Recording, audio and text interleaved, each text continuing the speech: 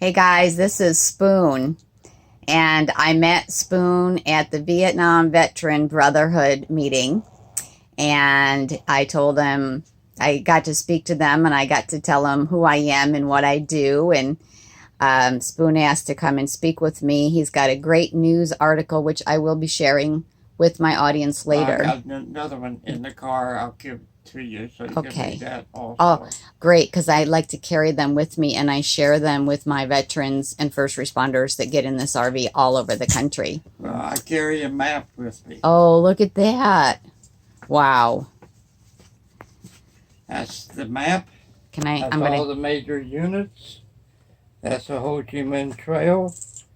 I was right there at the DMZ for 18 months. 18 months. 2 miles from Khe Sanh when they got hit in 68, and 4 miles from Ray when they got their major battle in 68. And I was at a base camp for 101st Airborne, 5 companies, 4 of them airborne helicopters. Mm. So I heard those guys all day long. A lot of times, as soon as they take off, I could hear the M60s going off.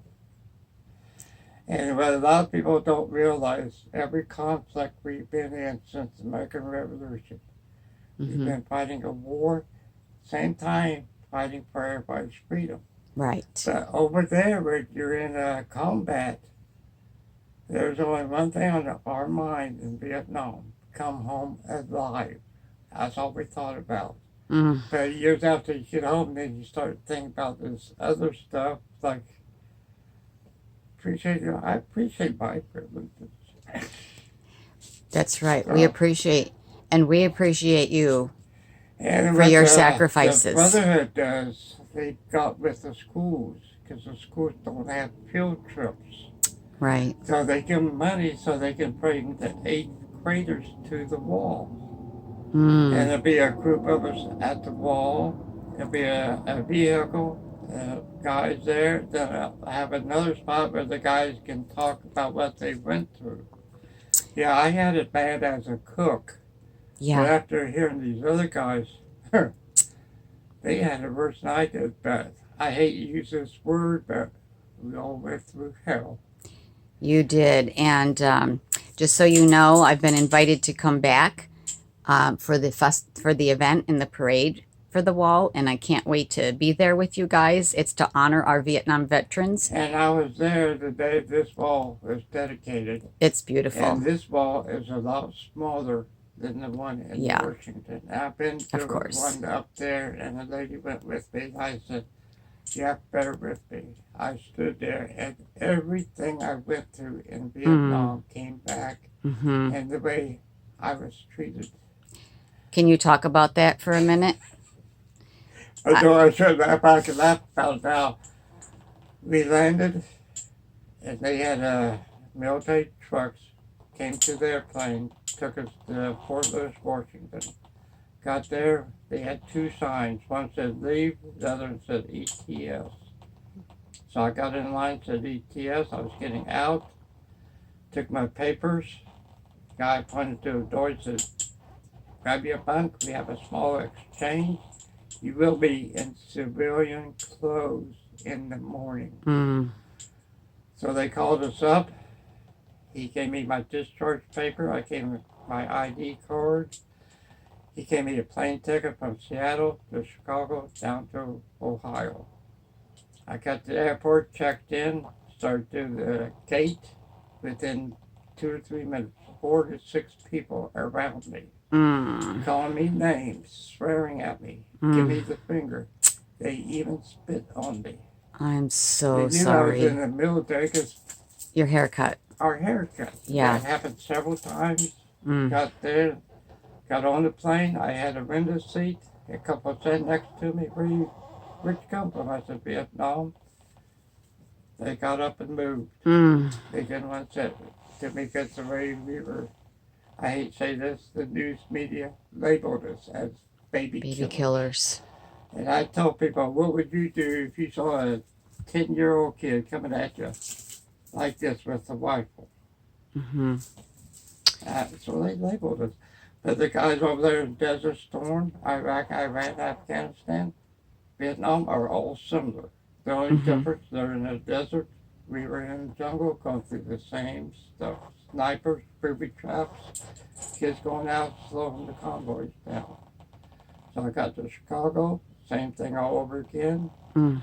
Finally made it to my hometown. My mother, my dad, grandmother, and only 4 people welcomed me home. Oh. I went to see people I had known 10 years before I went in. Mm-hmm. These were the parents of the guys I hung out with. 3 minutes of Vietnam. They either said get the F or get the H off my property. They literally pushed me through the doorway. Oh, my We Lord. were all treated about the same. The Yeah. only ones welcome were our families. Even today, I will have somebody come up and make a rude remark to me. One guy said, "You get over that." I said, "Really?" I was shot at over 5,000 times over there.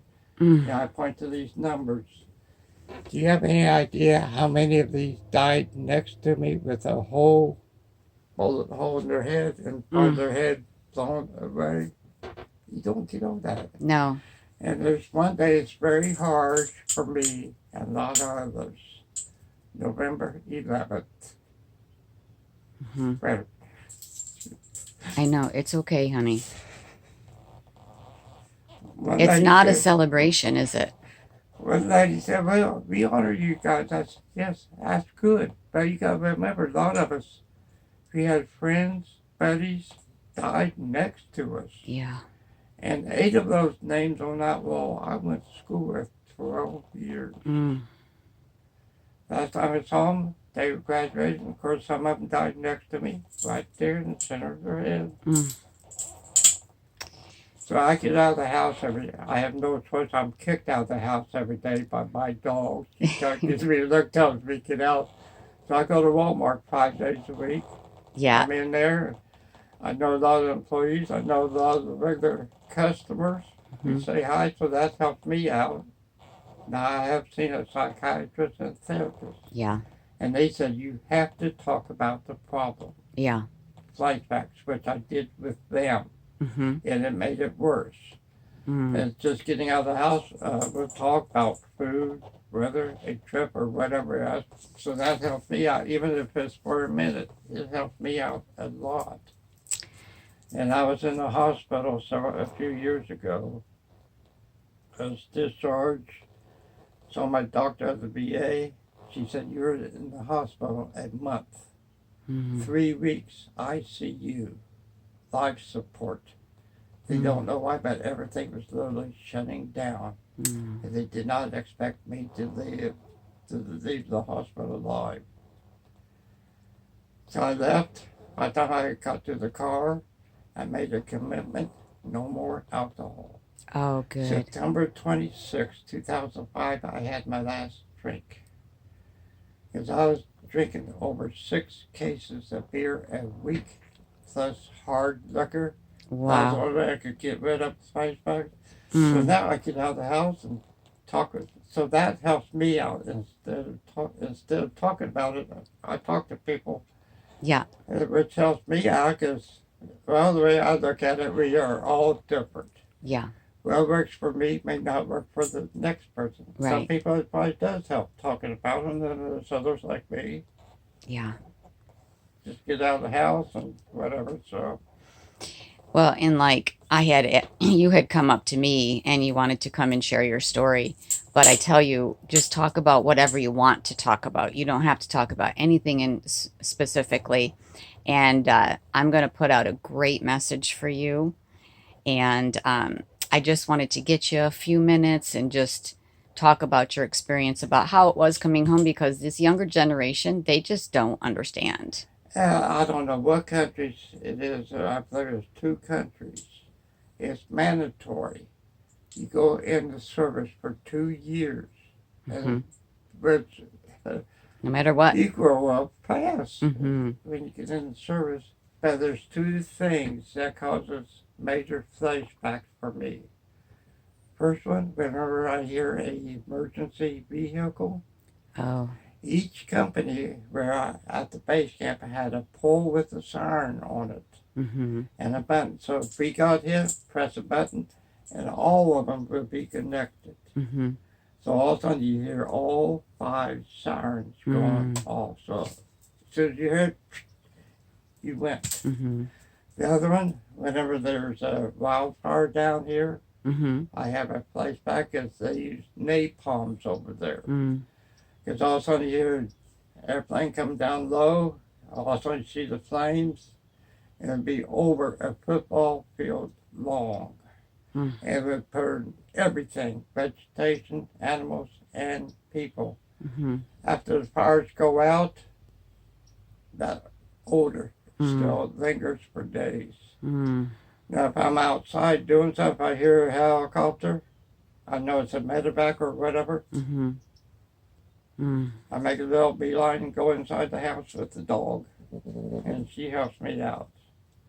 And I got my soap operas. Go ahead and laugh. My soap operas are different. I watch MASH. Oh, do you? I watch all the old shows, Yeah. and no matter how many times I see them. And one thing I hate, you get 2 on same time. Oh, I remember how this one is. I'll watch the other one. So that helps me. I watch the old shows. It does. That's great. And I watch I MASH. wasn't making fun of you.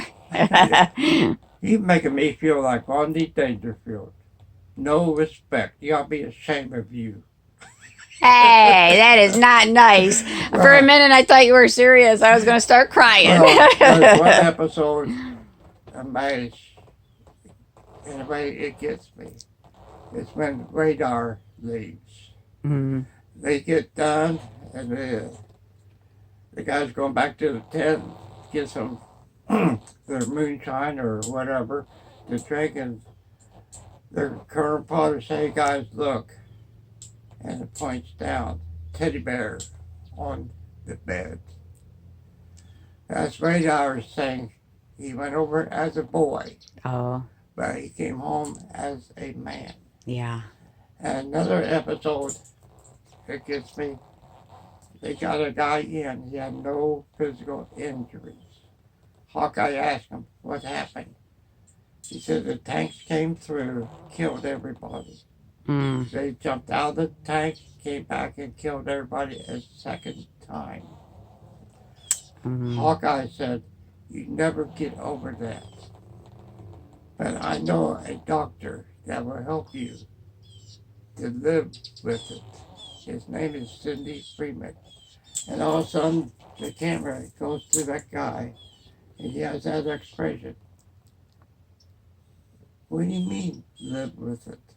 Mm-hmm. So I live with it, but by me talking to other people, talk about other stuff, Mm-hmm. that helps me out a lot.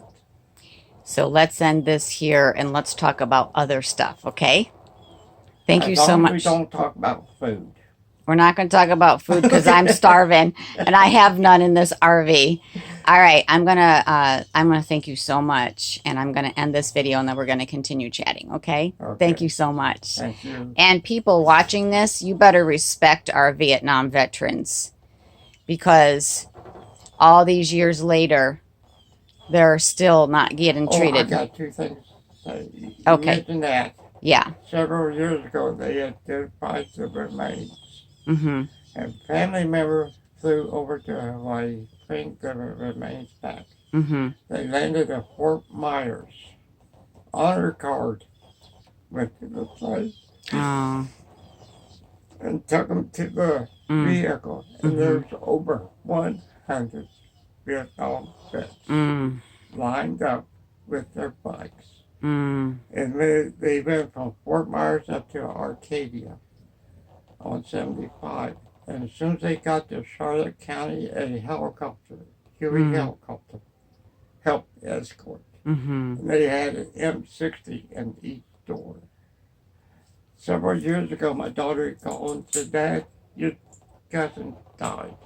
It's not in the paper. I said, he had Agent Orange. And she went, the funeral home would be like in Punta Gorda, and the cemetery's here. Dad, we got to the town, The volunteer fire department and rescue squad had every, Mm. had every vehicle out, lights on, and every member was lined up, saluted. They got to the cemetery. A ladder truck from the city was there, fully extended with With a a flag. flag hanging Yeah. down.